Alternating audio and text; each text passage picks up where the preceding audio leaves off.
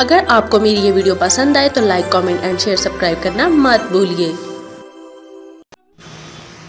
السلام علیکم آڈینس، ایک بار پھر سے welcome Urdu channel novel and poetry کے ساتھ میں ہوں آپ کی ہوسٹ۔ سنتے جائیے، کہیں نہ جائیں۔ اگر آپ کو میرا یہ ناول پسند آئے تو کمنٹ باکس میں اپنی رائے کا اظہار ضرور کیجیے گا۔ آپ کی رائے ہمارے لیے بہت اہمیت رکھتی ہے۔ تو چلتے ہیں، سٹارٹ کرتے ہیں۔ پچھلی ایپیسوڈ میں آپ لوگوں نے سنا یوسف کے کھانے میں زہر ملا چکا تھا۔ جب یوسف کے کھانے میں زہر ملایا تو کسی کو اس بات کا علم نہیں تھا، لیکن یوسف کی خوش قسمتی یہ تھی کہ اسے کھاتے سائے معلوم ہو گیا کہ اس میں زہر ہے۔ اس نے اپنی والدہ کے سامنے کھل کر تو اظہار نہ کیا، لیکن کچھ حد تک اس کی والدہ کو اس بات کا احساس ہو گیا۔ چلتے ہیں باقاعدہ ناول کی طرف۔ چراغ بی بی کو ایسا محسوس ہوا جیسے اس کی ٹانگیں اس کا بوجھ نہیں سہ سکتی۔ وہ نڈھال سی ہو کر سیڑھی پر بیٹھ گئی اور یوسف سائیکل لے کر باہر گیا۔ وہ اٹھی اور لرزتی اور لڑکھڑاتی ہوئی دروازے کی طرف بڑھی۔ یوسف گلی سے غائب ہو چکا تھا۔ صحن کی پچھلی کوٹڑی سے عبدالغفور نمودار ہوا۔ بی بی جی، کیا ہوا؟ میں پمپ چلنے کی آواز سے بیدار ہوا تھا اور پھر مجھے ایسے لگا جیسے کوئی کہہ کر رہا ہے۔ جب میں پوری طرح بیدار ہوا تو مجھے آپ کی اور یوسف صاحب کی آوازیں سنائی دی۔ ان کی سائیکل یہاں نہیں ہے، کہیں میاں صاحب تو ان سے ناراض تو نہیں ہوئے؟ چراغ بی بی نے بڑی مشکل سے جواب دیا۔ میں نلکا چلنے اور کہہ کی آواز سن کر آئی تھی، لیکن شاید یوسف یہ سمجھتا تھا کہ اسے ہیضہ ہو گیا ہے، اس لیے گھر نہیں ٹھہرنا چاہیے۔ وہ اتنی جلدی باہر نکل گیا تھا کہ مجھے روک بھی نہ سکی۔ بی بی جی، آپ آرام کریں، میں ڈاکٹر کے پاس گئے ہوں گے۔ دیکھو عبدالغفور، اگر یوسف کے ابا جی کو یہ پتہ چلا کہ میں نے اسے بیماری کی حالت میں نکلتے ہوئے دیکھا تھا اور تم بھی جاگ اٹھے تھے تو وہ بہت ناراض ہوں گے۔ میں کیا جواب دوں گی کہ میں اسے بھاگ کر روک ہی نہ سکی؟ میں نے شور بھی نہ مچایا، میں نے اس کے بھائی کو بھی نہ جگایا۔ بی بی جی، خدا خیر کرے، آپ اوپر جا کر ان کے لیے دعا کریں، یہاں کئی ڈاکٹر انہیں جانتے ہیں، انشاءاللہ وہ کل تک مسکراتے ہوئے گھر آ جائیں گے۔ چراغ بی بی نے ڈوبتی ہوئی آواز میں کہا، دیکھو عبدالغفور، تم نے مجھے یوسف کے ابا جی کے غصے سے بچا لیا تو میں تمہارا احسان مند کبھی نہیں بھولوں گی۔ بی بی جی، آپ فکر نہ کریں، سب ٹھیک ہو جائے گا۔ چراغ بی بی آہستہ آہستہ اوپر چڑھنے لگی اور نچلی چھت کے اوپر پہنچ کر سر پکڑ کر اسی چارپائی پر بیٹھ گئی جہاں کچھ دیر پہلے یوسف بیٹھا تھا۔ وہ بار بار اپنے دل ہی میں کہہ رہی تھی، یا اللہ، میں کیا کر بیٹھی ہوں، اب کیا ہوگا؟ وہ یہ سمجھ گیا ہے کہ اسے زہر دیا گیا ہے اور وہ باقی کھانا اپنے ساتھ لے گیا ہے۔ اس نے ایک مشہور ڈاکو کو گرفتار کیا تھا۔ میں اس سے کیسے بچ سکتی ہوں؟ اگر وہ چاہتا تو ایک ہاتھ سے میرا گلا کھول سکتا تھا، لیکن اس نے مجھے زندہ کیوں چھوڑ دیا؟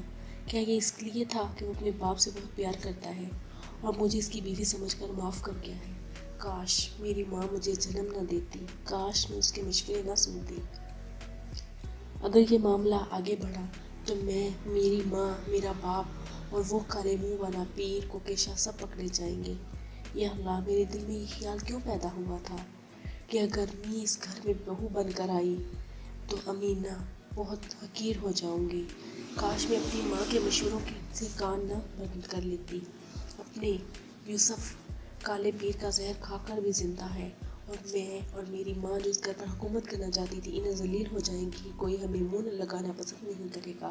یہ معاملہ امینا کے گھر تک پہنچے گا تو دنیا میں ہمارے لیے سر چھپانے کے لیے جگہ نہیں رہے گی۔ جو تھوڑی سی جائیداد میرے باپ نے خریدی ہے، اس کے باوجود ہمیں کسی جگہ قابل عزت نہیں سمجھا جائے گا۔ مجھے اپنی جان بچانے کے لیے ابھی امینا اور اس کی ماں کے پاؤں پر گرنا پڑے گا वो कितनी परेशान थी कि सिर्फ यूसुफ घर नहीं पहुंचा। काश मैं यूसुफ को जहर वाले खाने खिलाने की बजाय उसे साथ लेकर अमीना के घर चली जाती और फिर इसके साथ खुशी खुशी वापस आती और यूसुफ के अब्बा को जगाकर ये कहती कि आप गहरी नींद सो रहे थे, इसलिए मैं यूसुफ को लेकर लड़कों वालों के घर चली गई थी ताकि उन्हें तसल्ली दे सकूं। आप बिला वजह परेशान थे कि यूसुफ ये रिश्ता पसंद नहीं करेगा, लेकिन वो बहुत खुश था।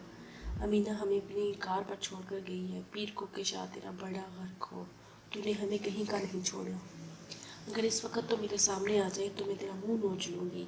कमरे से अब्दुल रहीम उसे आवाज़ देता हुआ बाहर निकला और उसने खौफ से लरजती हुई आवाज़ में कहा, जी मैं यहाँ हूँ। यूसुफ नहीं आया। इसने बाहर निकलते हुए कहा, जी वो आया था, आप सो रहे थे इसलिए वो कहीं चला गया है। कहाँ चला गया है? जी मुझे मालूम नहीं। इसकी तबीयत ख़राब हो गई थी, उसे क्या आना शुरू हो गई थी और वो ये समझकर साइकिल पर बाहर निकल गया कि शायद उसे हैज़ा हो गया है। अब्दुल रहीम ने गरज कर कहा, वो हैज़ा की हालत में बाहर निकल गया है और तुमने मुझे इत्तला तक न दी, तुम्हारे मुंह से आवाज़ भी ना निकल सकी। जी उसने मुझे किसी को जगाने से मना कर दिया था। वो अपनी साइकिल पर गया है, मेरा ख्याल है कि वो सीधा डॉक्टर के पास जाएगा। ये भी तो हो सकता है कि वो यहाँ अब्दुल करीम के घर पर चला गया हो। तुमने मुझे जगाया क्यों नहीं? वो मुझे मिले बगैर कहीं नहीं जा सकता था। जी मुझे मालूम नहीं था कि यहाँ आते ही उसकी तबीयत ख़राब हो जाएगी, वो इस तरह अचानक चला जाएगा। अगर वो करीम के घर गया तो मुझे इस बात से खुशी होगी। मुझे इस बात का डर था कि वो रिश्ते के मुतल्लिक हमारे फैसले से बगावत न कर दे।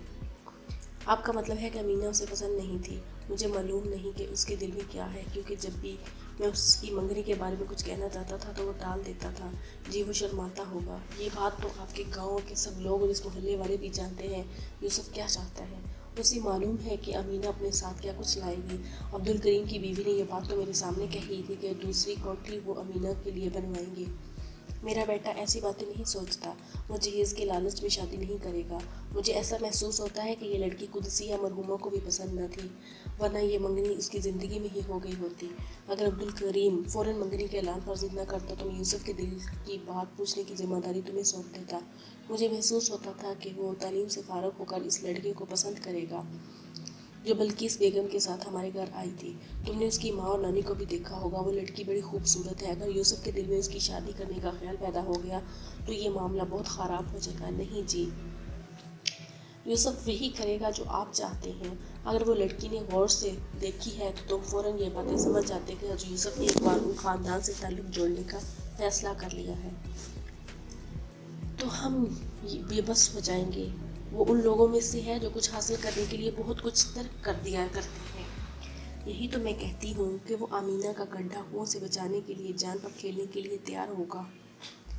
वो बहुत दूर की सोचता है। उसे मालूम है कि अमीना की वजह से दोनों घरों पर उसकी हुकूमत होगी और अमीना का बाप भी ये समझता है कि उसकी बेटी दोनों ख़ानदानों पर राज करेगी।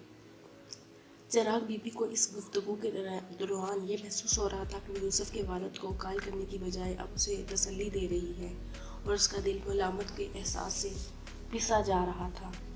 अब्दुल रहीम ने कहा, मैं मस्जिद में नमाज पढ़ने जा रहा हूँ। अगर यूसुफ आ जाए तो उसे रोक लेना। अगर उसके दिल पर कोई बोझ है तो मैं चंद मिनट में दूर कर दूँगा। अब्दुल रहीम ने जवाब दिया, खुदा मेरे बेटे को सेहत दे। अगर वो इस दावत में शरीक ना हो सका तो चंद दिन बाद में अब्दुल करीम को एक और दावत का इंतज़ाम करना पड़ेगा और इसमें मंगनी के ऐलान के बजाय निकाह पढ़ा दिया जाएगा। अब्दुल रहीम ये कहकर नीचे उतर गया और चिराग बीबी अपने दिल को फिर ये तसल्ली दे रही थी कि उससे जो जुर्म सरजद हुआ है वो बिला वजह था। फिर वो कमरे के अंदर बिस्तर पर लेटी अपने दिल में कह रही थी, काश मुझे ये मालूम होता कि अमीना को इस घर से दूर रखने की और भी तरीके हैं, लेकिन मैं बेवकूफ़ थी। मैंने फहमीदा के मतलब क्यों नहीं सोचा था? मैं अमीना के हसद से क्यों अंधी हो गई थी? एक अहमक माँ और बेवकूफ़ बाप की बेटी ने क्यों ये समझ लिया कि उससे कोई अक्ल की बात भी हो सकती है? मैंने अमीना के पाँव पर कुल्हाड़ी मारने की बजाय अपने पाँव काट लिए हैं। काश मैं इसके साथ फहमीदा के मतलब बातें किया करती और इसके ख्यालात मालूम करने के बाद पूरी कुव्वत के साथ जलंधर वालों के घर में यूसुफ की मंगनी करवा की हमायत करती। फिर वो उम्र भर के लिए मेरा एहसानमंद हो जाता। मेरी किसी नेकी के बगैर भी तो वो दिल से मेरी इज्जत करता था। लेकिन अब क्या होगा? उसके पास इस तराब की हालत में मुठ्ठियाँ बीचने, आहें भरने, सिसकियाँ लेने और आंसू बहाने के साथ कोई जवाब न था।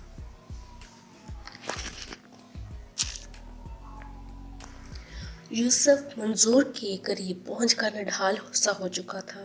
اس نے سائیکل ایک دیوار کے ساتھ کھڑی کی اور لڑکھڑاتے ہوئے آگے بڑھ کر دروازے کو دھکا دینے کے بعد دہلیز پر بیٹھ گیا۔ 5 منٹ بعد وہ پھر دروازے پر ہاتھ مارنے لگا۔ اندر سے کنڈی کھلی اور دین محمد نے گھبرائی ہوئی آواز میں پوچھا، صاحب کیا ہوا آپ کو؟ آپ یہاں کیوں بیٹھ گئے؟ دین محمد، میری طبیعت ٹھیک نہیں۔ منظور بھاگتا ہوا پہنچا اور اس نے یوسف کا بازو پکڑ کر اٹھنے کے لیے سہارا دیتے ہوئے کہا، یوسف بھائی کیا ہوا؟ تم مجھے کسی نچلے کمرے میں ہی لٹا دو اور جلدی سے ڈاکٹر کو بلا لو، اور دیکھو اس ہارٹ کیس کی پوری طرح نگرانی کرو۔ اس کے اندر جو کھانا ہے اسے چھونا بھی خطرناک ثابت ہو سکتا ہے۔ اسے الماری میں بند کر کے تالا لگا دو۔ تم ڈاکٹر کو یہ بتا سکتے ہو کہ مریض نے کوئی زہریلی چیز کھا لی ہے اور 3 مرتبہ پیٹ بھر کر پانی پینے سے کھل کر کہہ آئی ہے۔ اب کہہ رک گئی ہے لیکن ایسا محسوس ہوتا ہے کہ انتڑیاں اندر سے ٹوٹ رہی ہیں۔ اگر تم ڈاکٹر ٹھاکر کے گھر پہنچ سکو تو وہ میرا نام سنتے ہی تمہارے ساتھ چل پڑیں گے۔ تم میرے ساتھ ان کا مکان دکان بھی دیکھ چکی ہے۔ اگر وہ نہ ملے تو ڈاکٹر نور الہی کے گھر چلے آؤ۔ میں موجودہ حالات میں کسی اجنبی کو اعتماد میں نہیں لے سکتا۔ نہیں یوسف، میرے ماموں ڈاکٹر محمد علی تبدیل ہو